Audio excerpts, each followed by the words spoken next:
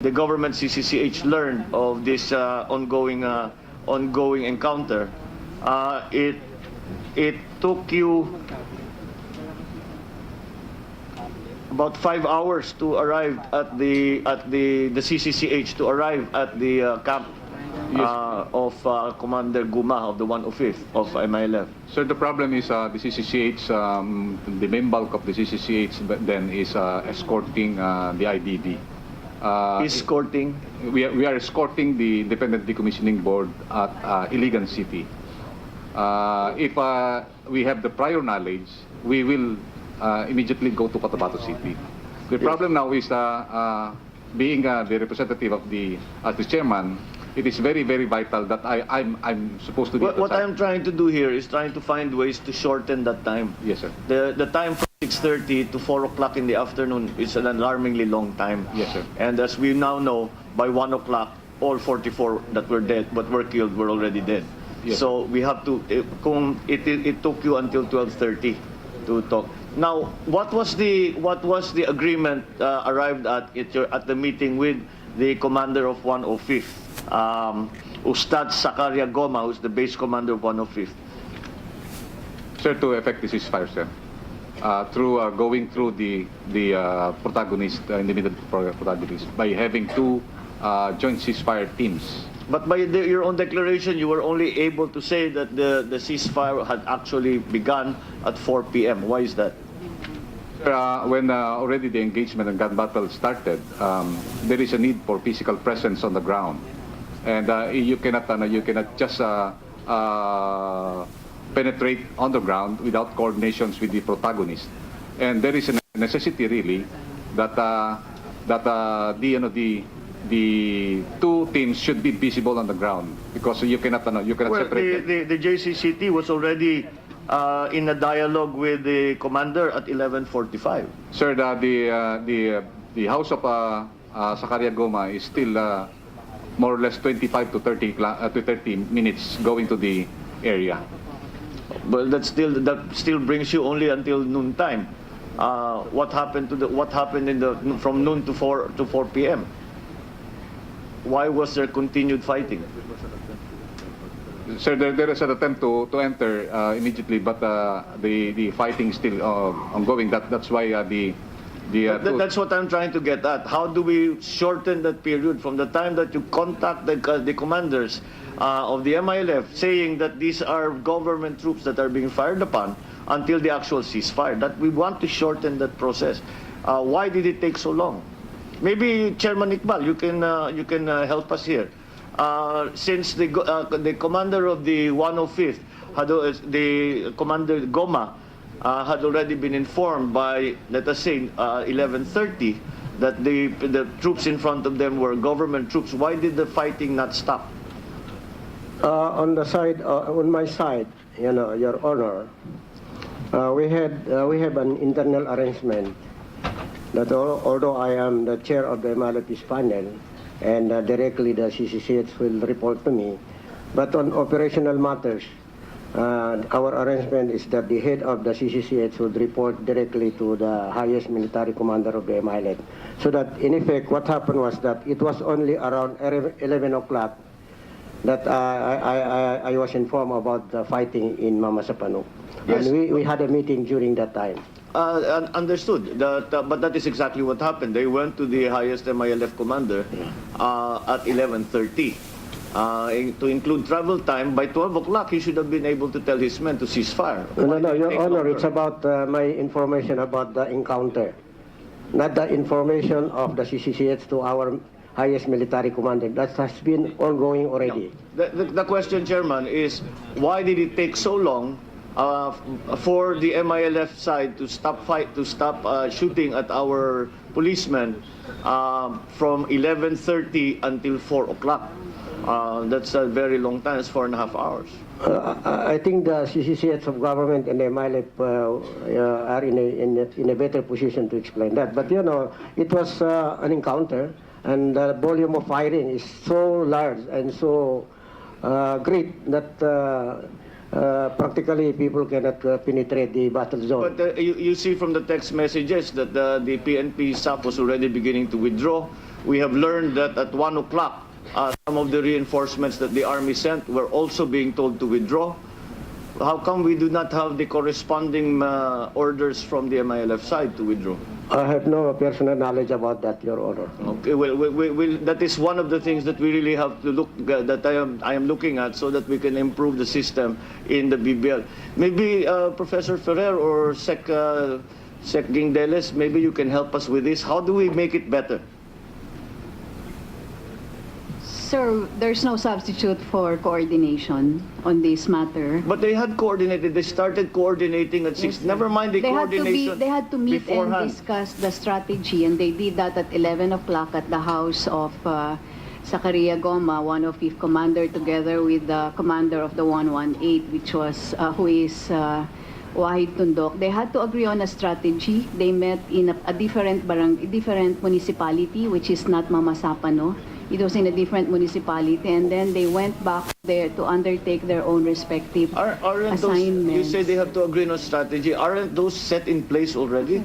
Those we keep been referring to them as I think- mechanisms. Yes, sir. Yes, sir, Your Honor. But they had to agree as who will do what. For instance, who will go to the MILF side to tell them at the same time that the message is being transmitted to the SAF side.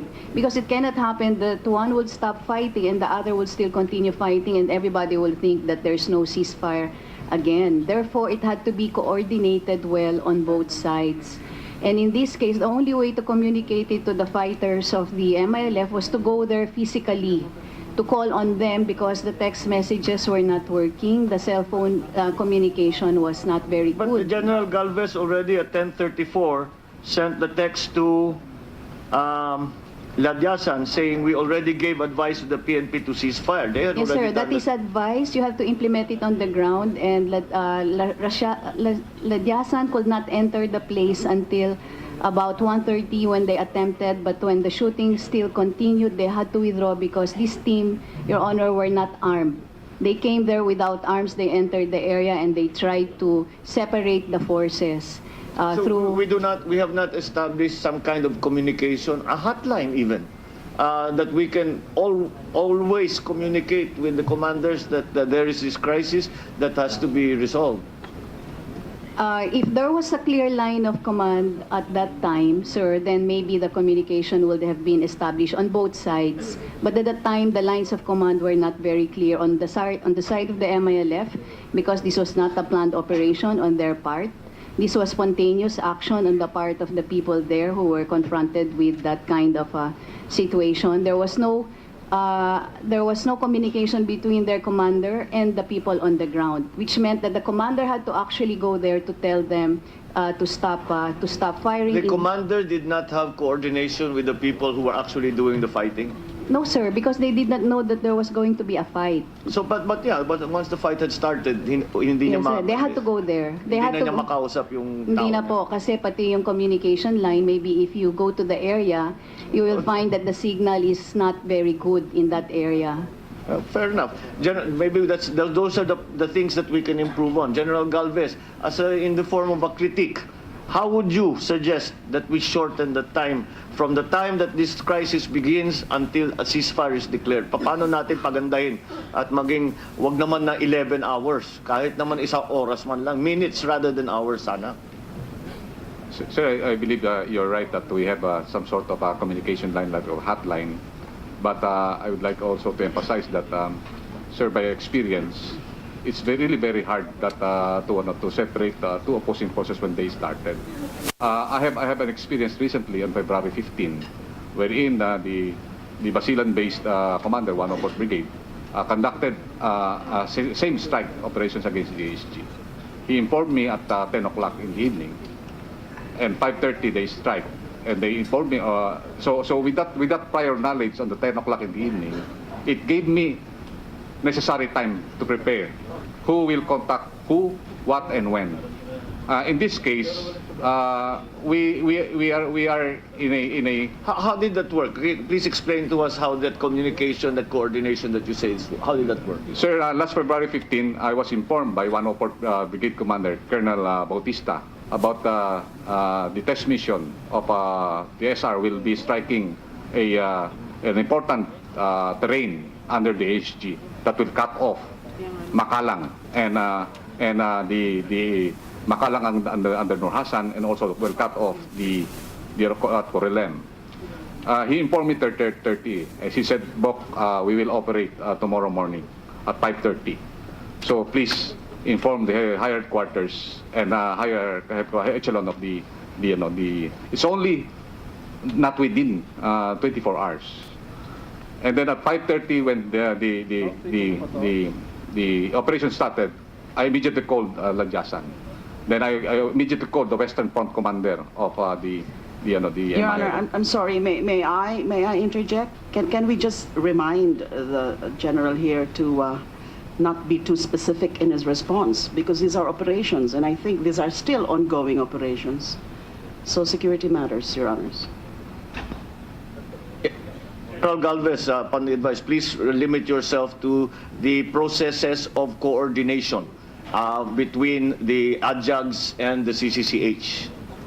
So I believe that the important thing here is at the multiple level. For example, in my case as chairman, and also I will operate at the level of the chairman, the Western Front commander, and then the 104th Brigade commander will go to 114th BC, and then also the ADJAG counterpart with the MILF and the GPH.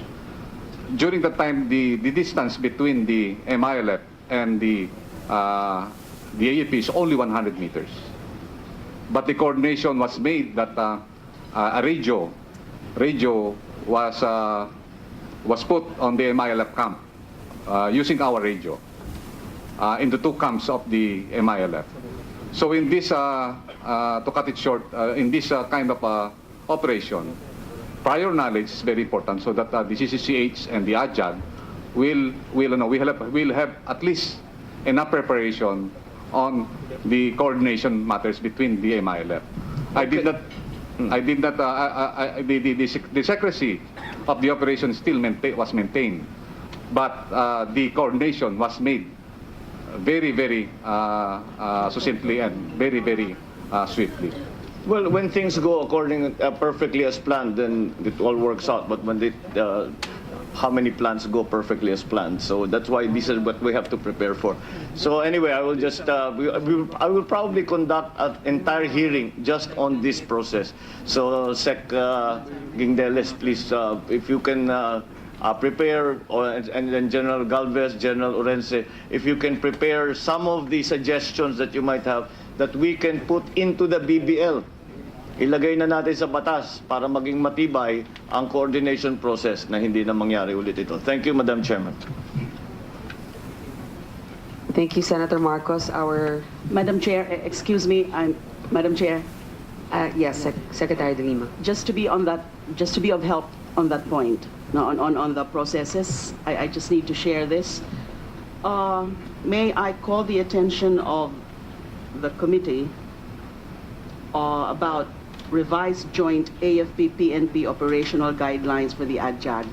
This was promulgated, or this is dated July 23, 2013, because of the line of questioning of Senator Marcos. There's a specific provision about, and this goes, during law enforcement operations, AFP-PNP shall establish direct linkage with GPH forces in the area. In case armed confrontation is about to happen or is happening between the AFP-PNP and MILF forces as a result of law enforcement operations coordinated by the ADJAG, the GPH ADJAG shall simultaneously inform GPH ADJAG Corps and CCH components to resolve the situation. If conflict escalates, ADJAG shall refer the matter to higher authorities. But we do not know exactly what higher authorities are being referred to in this particular provision. Indeed, I was also going over this issuance or issuances, because there have been several operational guidelines already on the matter. It seems that there are several provisions which are rather ambiguous and susceptible to varying interpretations, the coordination, the 24-hour rule, and then this one, who exactly are the higher authorities that need to be consulted when the conflict or the fighting escalates? So for the guidance, Your Honor, of this committee. Madam Chair, if I may just respond, I would be my committee that is actually hearing the Bangsamoro Basic Law would find it very useful for any observations that the Secretary De Lima would like to give us, so that we can incorporate it into our discussions and then find ways to, as I said, strengthen and make more robust this entire system, so we no longer have this kind of crisis. Thank you, Madam Chair, Madam Secretary. Thank you, Senator Marcos. Now with Senator Legarda, your 5 minutes. Thank you, Madam Chair. Since this is, I realize, the last hearing, and all of us have sat here for 5 long sessions,